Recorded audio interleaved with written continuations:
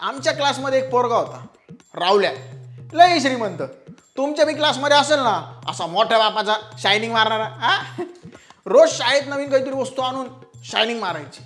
आमच्या वेळी उन्हाळ्यात सुट्ट्या संपल्या की पोरं लगेच रावल्याच्या अवतीभोवती जमा व्हायची. अवकाशासाठी काय, यावेळी त्यांनी काय भन्नाट वस्तू आणली ते पाहायला. त्या दिवशी रावल्याने आणली होती एक कंपास पेटी, एकदम चकचकीत अशी. ते पाहिल्यावर माझ्या डोक्यात एकच भूत शिरलं होतं, ते म्हणजे घरच्यांसमोर रडापाडा झाला तरी चालेल, पण हीच कंपास पेटी आपण आणायची. आणि त्या कंपास पेटीचं नाव होतं कॅमलिन. मागच्या 92 वर्षापासून जवळपास 2176 मिलियनचं टर्नओव्हर करून जगभरात पसरलेल्या कॅमलिनचा हा व्यवसाय एका जगात भारी मराठी माणसाच्या स्वयंपाकघरातून सुरू झाला आहे. काय बोलतं, मराठी माणूस बिझनेस नाही करू शकत? आपण पण बिझनेस करू शकतो. तो कसा करायचा हे आज शिकूया कॅमलिनच्या दांडेकरांमार्फत, त्यांच्या बिझनेस सक्सेस स्टोरीमधून. हे बघा, तुमचा बिझनेस छोटा असला ना तरी कॅमलिनची ही स्ट्रॅटेजी तुम्हाला तुमचा बिझनेस स्केल करण्यात मदत करू शकणार आहे. म्हणून त्याआधी वही, नोटपॅड काय असेल ते घेऊन बसा. आता कॅमलिन म्हणलं की सगळ्यात आधी आपल्या डोळ्यासमोर येते ती कंपास पेटी, कर्कटक, शार्पनर, खुडरबर आणि त्या शाळेतल्या जुन्या आठवणी. एकदा का नवीन कॅमलिनचा बॉक्स घरी आणला की 4-4 वेळा त्यातलं सामान काढून परत सेट करायचं. लय भारी वाटायचं बघा. शाळेत कॅमलिनची कंपास पेटी बाहेर काढली की ज्याची त्याला लय खतरनाक समजलं जायचं. आता तोच मोठा माणूस ना, तोच अंबानी. त्यातच खूप जणांच्या घरी शाईची बाटली असायची बघा, ती निळ्या रंगाची. ती सुद्धा कॅमलिनचीच होती बरं का. आता आपण थोडंसं आहे ना रिवाइंड करूया. घे रे माग. ही गोष्ट आहे 1931 सालाची. दिगंबर दांडेकर आणि त्यांचे भाऊ गोविंद दांडेकर यांनी मुंबईतल्या आपल्या घरातून शाई पावडर बनवायला सुरुवात केली. घरची परिस्थिती एकदम साधी होती, पण परिस्थिती नसली तर काय झालं, अंगात जिद्द तर होती. म्हणून त्यांनी सायकलीवरून शाई पावडर, गोळ्या विकायला सुरुवात केली. सुरुवातीला त्यांचा हा व्यवसाय दांडेकर अँड कंपनी या नावाने चालू होता. काम काय अजिबात सोपं नव्हतं, त्यात मरणाच्या अडचणी येत होत्या, पण त्यांनी कष्ट करायचं नाही सोडलं. कुठलीही कंपनी जेव्हा तुम्हाला उभी करायची असती ना, तेव्हा त्या कंपनीला काहीतरी नाव देणं फार महत्त्वाचं असतं. कारण जेव्हा व्यवसाय वाढतो तेव्हा हेच नाव तुमचा ब्रँड बनतो. ब्रँड नेम ठेवण्याचे कारण पण भरपूर आहेत बघा. ब्रँड नेम तुमच्या प्रोडक्ट्स आणि सेवांची विशिष्टता दर्शवत असतं. त्यामुळे गिराईक तुमचे प्रोडक्ट्स पटकन ओळखू शकतात. आणि दुसरं म्हणजे आपलं ब्रँड नेम असलं की मग कसं जरा ग्राहकांच्या आपल्या व्यवसायाबद्दलचा ट्रस्ट वाढतो. हेच कारण असतं जे आपलं नाव ग्राहकांच्या मनात घर करून ठेवू शकतं. आता त्यांच्या दांडेकर अँड कंपनीचं नाव कॅमल कसं पडलं याची पण एक सॉलिड गोष्ट आहे बरं का. तर ती गोष्ट अशी की दांडेकर अतिशय महत्त्वाकांक्षी. एवढ्यावर त्यांना काही थांबायचं नव्हतं. त्यांच्या मनात लय मोठे मोठे स्वप्न होते बरं का. त्यांना आपला ब्रँड डायरेक्ट इंटरनॅशनल लेवलवर न्यायचा होता.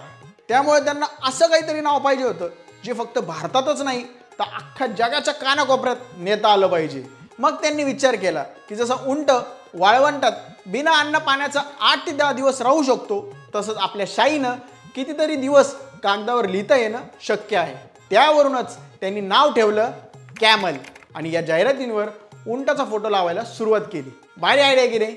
आता आपल्या बिझनेसचा विस्तार किंवा एक्सपान्शन कसं करायचं याची स्ट्रॅटेजी. म्हणजे अंबानीने जे आपल्या पोराच्या लग्नात केलं का, ती सुद्धा ब्रँड एक्सपान्शन स्ट्रॅटेजी होती. आता नेमकं त्याच काळात देशभरात जागतिकीकरणाचं वारं घोंगावत होतं. मार्केट बॉक्कर खवळलं होतं. तरी आपली शक्कल लढवत लोकांच्या खांद्यांना खांदा लावत जवळपास 10 वर्ष ते त्या व्यवसायात कष्ट करत होते आणि स्वतःचा ब्रँड तयार करत होते. जेव्हा त्यांच्या शाईला खूप पब्लिसिटी मिळाली तेव्हा त्यांनी शाईसोबतच इतर शालेय स्टेशनरीजचा जसं की पेन्सिल, पाटी, कंपास अशा भरपूर गोष्टी मार्केटमध्ये आणायला सुरुवात केली.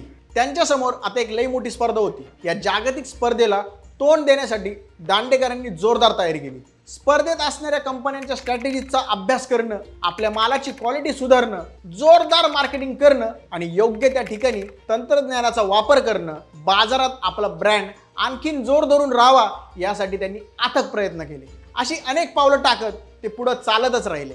एवढंच नाही तर आपलं प्रोडक्ट काळाबरोबर नेहमी चालत राहावं म्हणून त्यांनी रिसर्च अँड डेव्हलपमेंट म्हणजेच R&D वर पण भर दिला.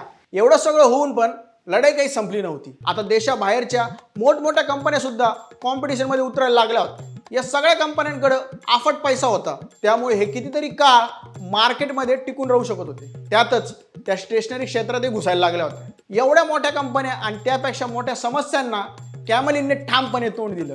कुछ भी हो जाए झुकेगा नाही साला, अशा स्टाईलमध्ये त्यांनी प्रत्येक समस्येवर मात केली. पुढे 1946ला जेव्हा त्यांची कंपनी प्रायव्हेट लिमिटेड झाली तेव्हा त्यांनी कंपनीला उंट म्हणजे कॅमल आणि शाई म्हणजे इंक या दोन शब्दांना एकत्र करून कॅमलिन हे नाव दिलं. 1988 मध्ये हीच कंपनी आणखी एक मजल मारत स्टॉक एक्सचेंजमध्ये लिस्टेडही झाली. आता दांडेकरांना एक गोष्ट कळाली होती की पुढे जर आपला ब्रँड टिकवायचा आणि वाढवायचा असेल तर आपल्याला कुठल्या तरी ग्लोबल स्ट्रॅटेजिक पार्टनर घेणं फार महत्त्वाचं आहे. आता नेमकं कॅमलिनचा पार्टनर झाला तर कोण होणार यावर लगेच चर्चा सुरू झाली. जापान, अमेरिका अशा मोठमोठ्या देशातील कित्येक कंपन्यांचे पर्याय समोर उभे राहत होते, पण त्यांना अशी कंपनी पाहिजे होती जी आपला ब्रँड दीर्घकाळ टिकवणारी असेल. त्या गोष्टीत जापानमधल्या कंपन्या अग्रेसर होत्या. त्यावेळी त्यांचा जापानच्या कोकियो या कंपनीशी संबंध आला होता. कॅमलिनला या कंपनीचा अनुभव चांगला वाटला. त्यात त्यांना कळलं की 100 वर्षापेक्षाही जुनी कंपनी आहे. लगेच कॅमलिनची कोकियो सोबत चर्चा सुरू झाली. शेवटी 2011ला कोकियोने कॅमलिनचे 50.74% शेअर्स घेतले. यानंतर कंपनीच्या नावात बदल करून कोकियो कॅमलिन लिमिटेड असं करण्यात आलं. कॅमलिन आज भारतातील सर्वात लोकप्रिय शालेय साहित्य विक्री करणाऱ्या ब्रँडपैकी एक आहे. 90 वर्षापेक्षा जास्त काळापासून ही कंपनी टिकून आहे. आज कॅमलिनचे 200 पेक्षा जास्त स्टेशनरी प्रोडक्ट मार्केटमध्ये उपलब्ध आहे. आता थोडे ना आपण बिझनेसचे बेसिक समजून घेऊया. रिस्क फॅक्टर कमी करण्यासाठी आणि व्यवसाय वाढण्यासाठी ब्रँडने आपल्या उत्पादनात विविधता आणल्या पाहिजे. म्हणजे कसं, एकच ब्रँड आणि त्याचे नवनवीन उत्पादनांचा बाजारपेठेत विस्तार करून ब्रँड अधिक ग्राहकांना अट्रॅक्ट करू शकतो. यामुळे काय होतं, उत्पादनाची विक्री वाढू शकते आणि या सगळ्यामुळं व्यवसायांची कॉन्स्टंट ग्रोथ होऊ शकते. आणि या सगळ्यात रिसर्चचा खूप मोठा रोल असतो बरं का.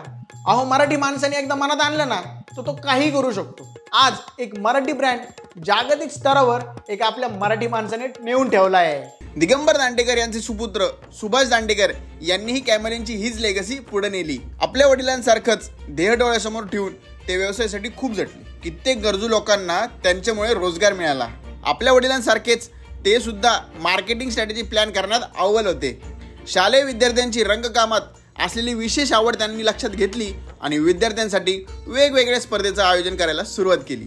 त्यांची ही मार्केटिंग स्ट्रॅटेजी जोरदार चालली आणि कॅमलिन विद्यार्थ्यांचा चाहता ब्रँड बनला. कॅमलिनचे खडूचे रंग, वॉटर कलर्स खूप फेमस झाले.